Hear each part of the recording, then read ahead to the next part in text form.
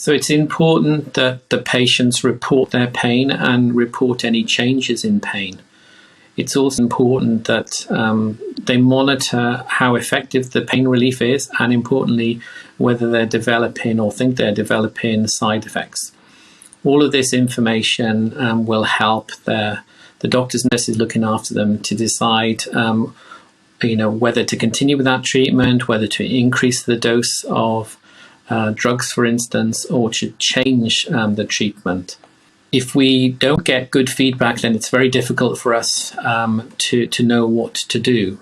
And as I have already said, it's important that we give people the right treatment for the right pain. So if patients have been given a treatment that is not working or is causing side effects, then there are plenty of other options to manage the pain.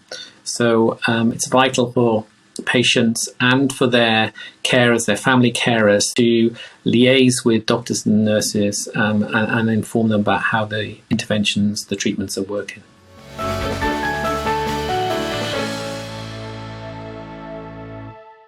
As family caregivers are really important in managing patients' pain. It's important that they encourage the patients to take their medication, but also to report how effective the medication is and whether or not it's causing side effects.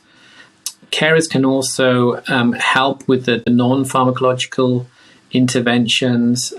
So when patients are having pain crises, episodes of breakthrough pain, they can support the patient during those episodes by using distraction techniques, by helping the patient to relax, by maybe massaging the patient if that is helpful.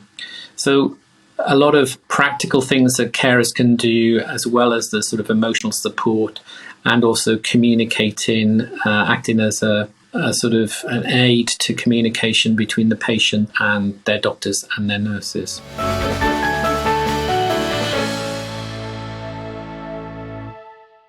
So we have lots of ways of managing cancer pain. I think there are still issues in terms of managing many cancer patients' pain. I think part of the problem is that we don't continually monitor patients' pain. And so it's important that patients and their carers, if the pain is not controlled, if the painkillers or the other interventions are causing side effects, that they contact the doctors, nurses looking after them and inform them about that. There's also some issues about some of the drugs we use, some concerns about potential side effects. And it's important that as healthcare professionals that we educate and reassure the patients and their family carers about the safety of these interventions and how to use them properly. I think also it's important that if patients' pain is not being controlled and the doctors, nurses looking after them don't have a solution to that problem, then to refer on to a pain or a palliative care specialist. There's a very small number of patients with cancer pain where there is nothing that can be done to improve their pain. And I would say actually all patients, there is something you can do to improve their pain, if not get rid of their pain. So communication, feedback is the most important thing, I think, to improving outcomes in terms of pain control and maintaining quality of life.